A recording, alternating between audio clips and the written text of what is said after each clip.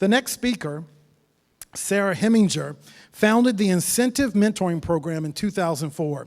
With several years of experience of nonprofit management and teen advocacy, Sarah has a deep understanding of the challenges that face today's inner-city youth in successfully completing high school and higher education. Now, she is one of those individuals that is so good in her field. She gets invitations to travel and speak all over the world. Well, she agreed, and we are so excited to have her here today to share with us her thoughts and her ideas. Welcome, Sarah Hemminger. Can I go ahead? Yep. Thanks.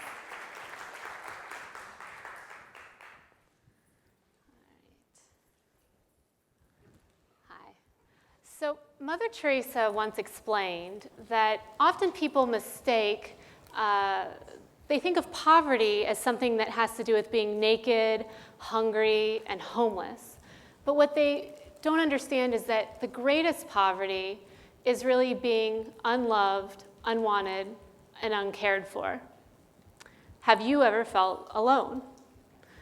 I'm sure that this is an emotion that every single one of us in this room has felt at some point in time. And today I'm going to share with you my story and the story of a community that made it so that my loneliness went away. When I was an adolescent, I went to a church where the pastor was misusing church funds. My parents stood up against this, and when they did, my entire family was ostracized and shunned. While they tried to break our spirit and make us feel unloved and uncared for, my family unit remained very tight and even grew stronger in the midst of that adversity. Around the same time, my very good friend Ryan was going through some challenges of his own. His mother had been in a car accident, and she was temporarily disabled. Unable to work, she lost her job. Unable to have work, she lost their home. They moved from suburbia to Section 8 housing. She became depressed and addicted to the painkillers that she had been prescribed, and she began selling them, and selling everything from heroin to crack cocaine. Ryan's world was completely turned upside down. The amazing part of this story, though, was this incredible group of teachers who band together to not only tutor him, but to give him rides to school, to make sure that he had food to eat, to make sure that the electricity and the water stayed on in his home. They provided that extended family that he so desperately needed at that time. As a result, by his senior year of high school, he was an honor roll student, varsity athlete, and had been accepted to and was on his way to attend the United States Naval Academy. Many years later, when I was a graduate student at Hopkins, sitting in my newly decorated living room with my husband, Ryan, you know, that guy who had failed all of his classes and ended up going to the Naval Academy, I remember sitting there and feeling that we had done everything that we were supposed to do in terms of our career, our education, and we should have been happy. We should have felt very complete, but yet we felt incomplete and didn't understand what to do about it. It wasn't until I was driving to class one day and stopped at the corner of Caroline and Orleans, and it was like someone had removed the blinders for the very first time. I saw my community in a fundamentally different way. The Section 8 housing on one side of the street, the high school on the other, and then the beautiful Hopkins buildings that were coming and being risen up right in front of me. It dawned on me that there were probably other students at Dunbar that were much like Ryan and myself, where they weren't struggling because of a lack of intelligence or ability, but they were struggling because of circumstances that they couldn't control, as well as just being simply alone. It was then in 2004 that Ryan and I founded the Incentive Mentoring Program.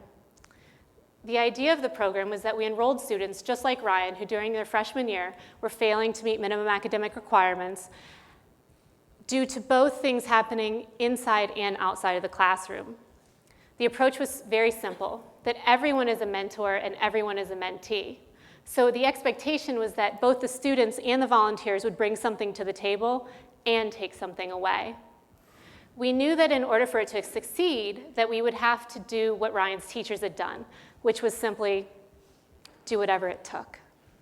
So IMP would tutor students, provide SAT prep, college prep, then also do things like give rides to school, pack lunches, provide legal services, access to health care.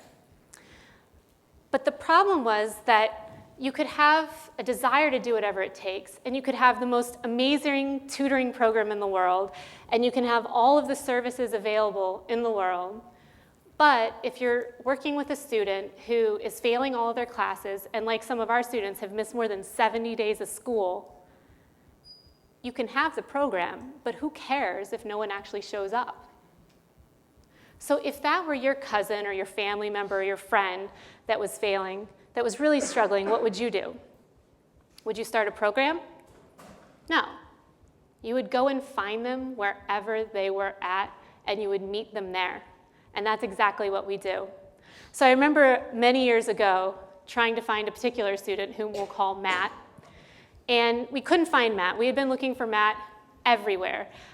We had gone to the school many days in a row. We had tried calling home, but there was no working phone at home.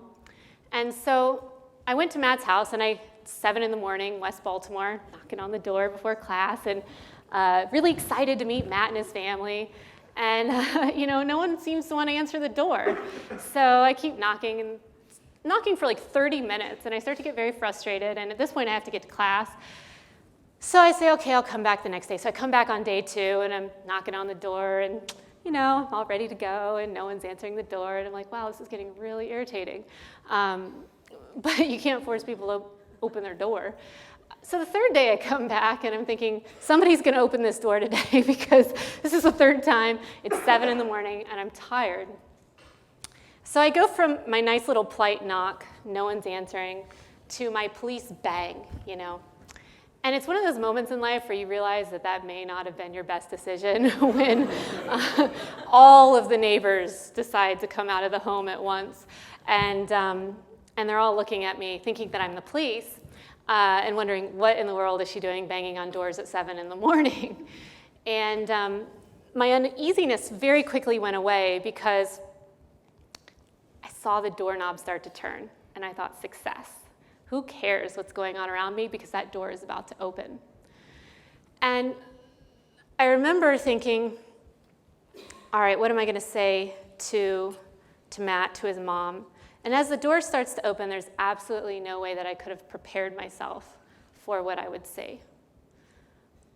As the door opened, it was like the walls had just moved. And it was because the cockroaches and the other vermin were literally scattering as the light came in the house. The next thing that hit me was the smell. It's like that kind of smell that gets stuck in the back of your throat that you just can't get out. And I remember the thought going through my head. I had this brand new pair of shoes on, and I thought, I'm out of here. I do not want my shoes touching that floor. As I turned to leave, I saw that there were kids sleeping on the floor. How awful. The floor that I thought I was too good to step on, there were kids sleeping on the floor. So I started to speak with his mom, started to speak with him, came to understand that they were caring for extended family, that there were 7 people living in a house that was meant for 3. There were food stamps being used for 7 people that were meant for 3. And the question is, you can have all the best intentions in the world of doing whatever it takes and working with students, but what do you do in that situation? How do you even begin to try and motivate someone to get up and come to school when they don't have clean clothes, when they're hungry? Fortunately, part of our program is that each one of our students has an IMP family. So Matt has up to 10 mentors that are there just to support him. And that family of volunteers is managed by a volunteer head of household. And that head of household ensures that all of the things that need to get done for that student get done. So what do? I called the head of household, and we decided, after speaking with the family members and with his mom and with him, that what we would do is just gut renovate his home. Of course, that seemed logical, right? I had never gut renovated anything in my entire life, nor had the volunteers that we were working with. Thank goodness for Google. You can learn how to do just about anything. And so you have a bunch of volunteers heading over on a Saturday, traipsing in and out of the house, laying carpet, fixing walls, painting, bringing in furniture. And the incredible thing is that those same neighbors that had come out of the house to try and figure out what I was doing at 7 in the morning sat outside all day watching what was happening. And I can tell you, when we came to pick him up that next Monday for school, it took one knock, because there was this sense that not just Matt, his mom, us, the IMP family members had been through something, but that entire immediate neighborhood had gone through that experience together.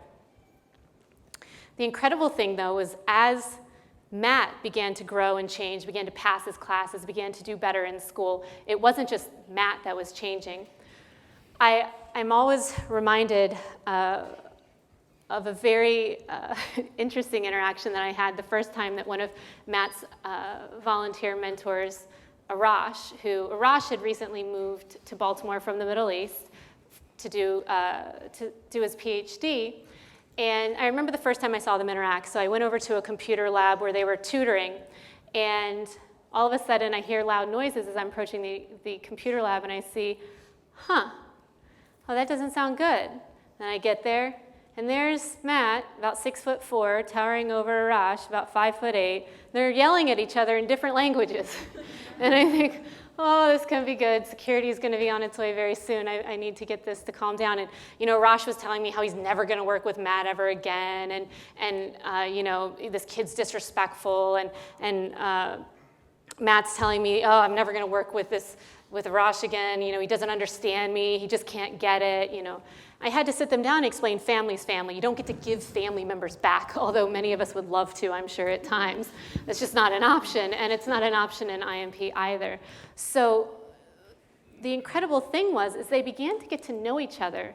What they realized was that the feelings of there being barriers that had been created by language, race, religion, culture, that they both felt that there were assumptions made about them when they would walk down the street, and that those assumptions made them both feel very lonely, very marginalized, and very insignificant in their community. And it's that loneliness that became the root of their great friendship. And even now, as Arash is back in the Middle East, he'll call Matt on his birthday or on a Sunday afternoon just to see how he's doing, because that relationship transcended any programming. It was family.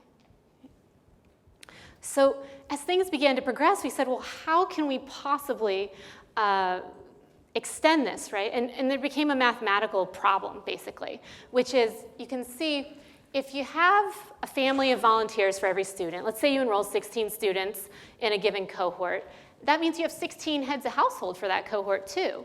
And that means you have 16 people reporting to a site director. Okay, so if you have 16 people reporting to a site director, now you enroll the second cohort, and that's 32. Now you enroll the third cohort, that's 48. The challenge is that we have students stay in our program for 7 years, so for the remainder of high school and 4 years following graduation. So at full capacity, you would have 112 heads of household reporting to one site director. We all know that that's a recipe for disaster.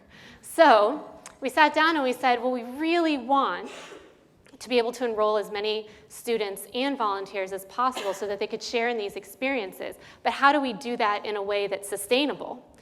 And so the volunteers, the students, we all got together and we realized that what we should do is create an IMP house. So the IMP house takes a family, a student, and that head of household from one cohort and puts it in a house with families from other cohorts. So what this does is it creates an opportunity for vertical peer-to-peer mentoring. So you have a senior in college talking to a freshman in high school, both from the same neighborhood, both maybe that senior in college had been going through things that are very similar to that freshman in high school, but now in the house structure, they're actually able to relate to one another. Same thing, you might have a volunteer who's trying to work with a freshman student who's stood them up 10 times, but they can talk to the volunteer who's working with the kid that's about to graduate from college and see that, okay, this will work, there is hope. And then this house is managed by a grandparent. So the grandparent oversees the heads of household oversee the family members, and those grandparents report to the site director. So it creates an actual structure with which to take something that is often very mushy and fluid, which is mentoring, and give it structure so that it's sustainable, while still keeping that beautiful part of the mushiness, which is those interacting with the student, intact.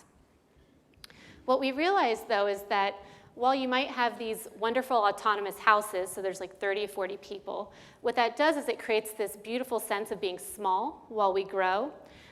It doesn't account for the fact that you could have a student in a house that's being evicted, but a grandparent, heads of household, and family members that have never been evicted or had a student that has been evicted.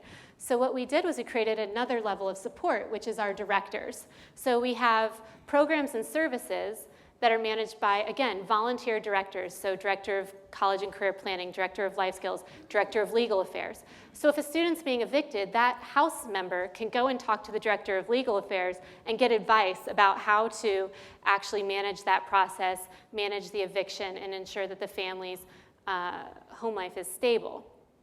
Importantly, this also creates access.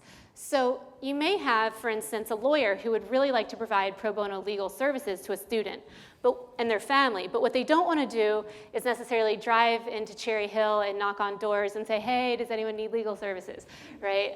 They might be looking for a more professional interaction, but this is an incredibly valuable resource, and the question is, how do we connect the dots? How do we connect that lawyer that might really want to work with a student with the student and their family?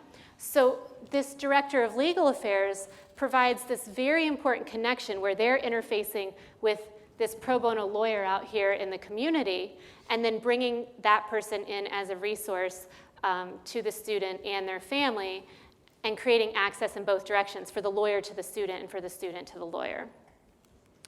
So what does this give us? Well, this gives us neighborhoods. So to date, we currently have 79 students enrolled in our program, over 400 volunteers, and we have this at 2 sites, both at the Dunbar and Hopkins East Baltimore site, as well as Ace High School and Hopkins Homewood. What we've seen is that as we've had multiple sites, we're seeing that there's an important cross-pollination occurring. So you have students from Hopkins Homewood talking to grad students at Hopkins East Baltimore that had never met. You have students that may have grown up in the same neighborhood, say in West Baltimore, but that one attends Ace, one attends Dunbar, that had never met, that now through their IMP families are having those discussions about their future, having the discussions about the possibilities. And so what's happened is we've created a larger community where people can have support and have a family. So this is the IMP program model. We center things around the student. We provide them with a family of volunteers that then interacts in a house. That house has other buildings, other program services and resources that are provided to them that then serve to connect with the community. Now, one of the critical things about this is that over the years, you say, well, what are the outcomes? Everyone wants to know the outcomes. And our outcomes are as follows. So in the last 7 years, we have retained 100% of the students that have entered our program. So we've never lost a student because we don't allow it.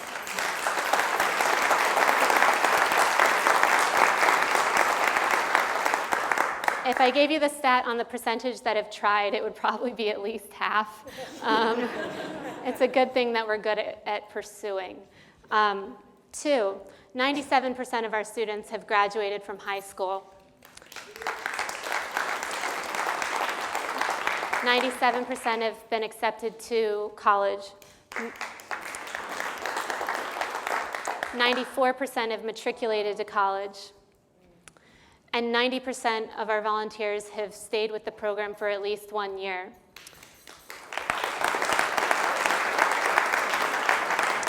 We are incredibly excited that this year we will actually have our first group of students graduating from college, and our projected college graduation rate in a 6-year period is 80%. Wow.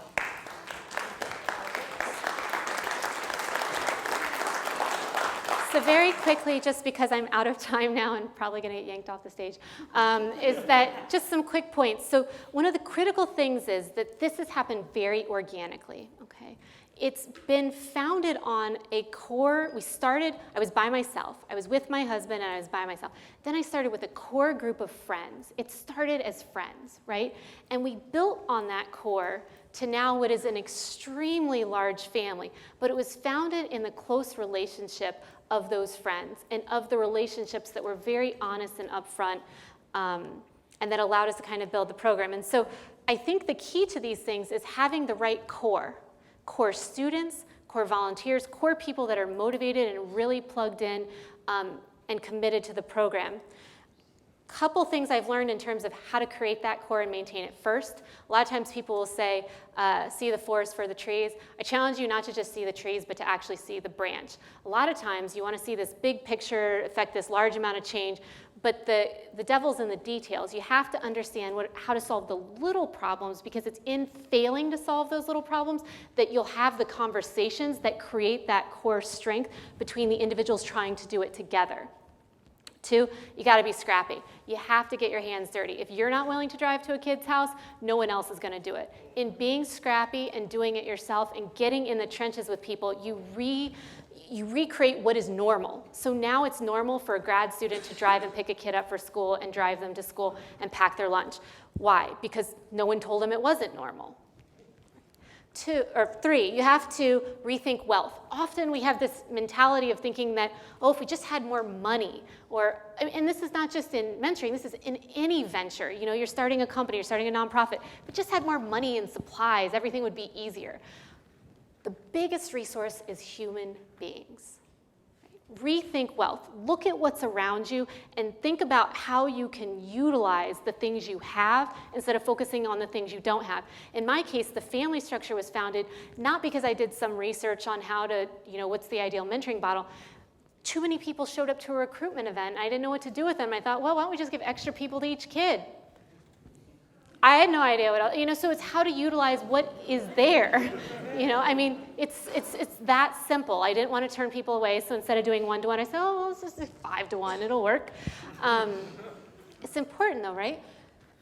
Every person matters. So creating a culture that's bottom up, the director positions, all of those director positions, not a single one was created by me. They were created by people coming to me saying, we're not doing a good enough job at providing support, not just for the students, but for the volunteers doing the hard work. How can we do a better job at doing that? I said, I don't know, why don't you tell me? And then all of a sudden, they are creating things. You want to get that snowball effect where it's not just your ideas, and it's not just you executing, because ideas are great, but you got to execute. You got to get people to come along and execute with you. So how are you going to do that? It's treating every person as though they matter. Right? I could have said to Arash, oh, well, okay, well, why don't you just drop out? We'll get a mentor who seems to understand what we're doing here. You clearly don't get it. I could have easily done that. We had 9 other people. But that, every single person matters, right? In creating that culture and that sense of belonging. And lastly, never let up. You just have to keep hitting it. You go to the house 1 time, go to the house 2 times, go to the house 3 times.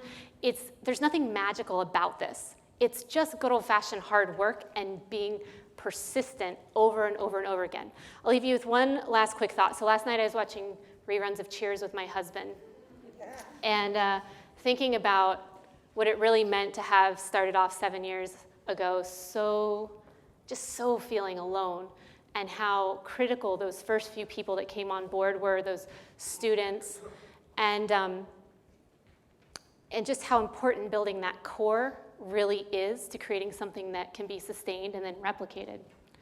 And they had Coach talking to Diane Chambers, and I'll leave you with just what Coach said. Coach said, loneliness is a wonderful thing to share with someone. Thank you.